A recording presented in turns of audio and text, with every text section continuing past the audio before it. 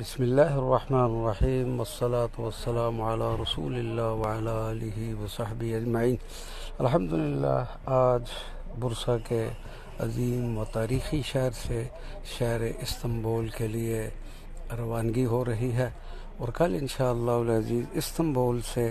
شہر عشق و محبت حضرت مولانا جلال الدین رومی کے شہر قونیہ شریف کے لیے